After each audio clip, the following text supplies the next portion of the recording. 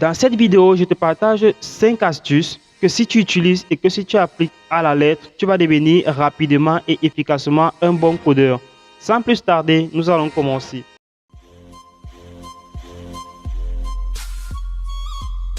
L'étape 1, qui est une étape cruciale, consiste à se documenter sur les bases du langage.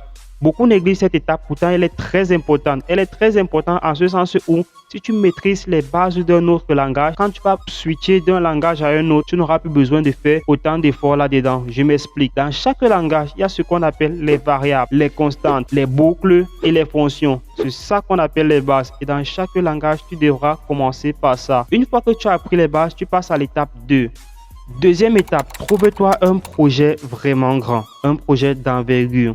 Moi, je me souviens, quand j'apprenais le PHP, mon projet, c'était de faire un réseau social semblable à Facebook. Et j'ai réussi, évidemment. À travers ce réseau social, j'ai appris les sessions. J'ai appris les injections dans les bases de données. J'ai même appris un peu du JavaScript parce que je devais faire une messagerie. À cette époque-là, il n'y avait pas tout ce que nous avons là maintenant. OK? Donc, fixe-toi un grand projet qui va te permettre, qui va faire en sorte que au sortir de ce projet, tu auras tellement de compétences que toi-même, tu n'en reviendras pas, ok? Donc, c'est ça, c'est une étape cruciale. Donc, fixe-toi un grand projet.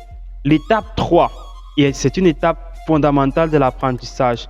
Quand tu suis un tuto, ou même que tu suives l'intelligence artificielle pour un débutant, saisis toi-même, recopie toujours. N'aie jamais honte de recopier. Parce que moi, je me souviens particulièrement quand moi, je suivais des tutos et que je recopiais, je le faisais souvent en salle de cours. Et parfois, des camarades à moi venaient un peu me chambrer en disant que je ne suis pas capable de faire ça tout seul. Tu ne dois jamais avoir honte de recopier ce que tu vois, ok? Tu recopies, tu es en train d'apprendre. On fait, tu fais, on fait, tu fais, on teste, tu testes. Et c'est comme ça qu'au fur et à mesure, tu évolueras, d'accord? La quatrième étape, aller à la rencontre de ceux qui ont déjà fait ce que vous faites.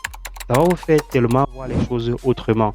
Ça va vous aider à monter en compétences et à apprendre même de nouvelles technologies. Si cette vidéo t'a plu, je t'invite à liker la vidéo, à laisser un petit commentaire et moi je vous dis à très bientôt pour une prochaine vidéo.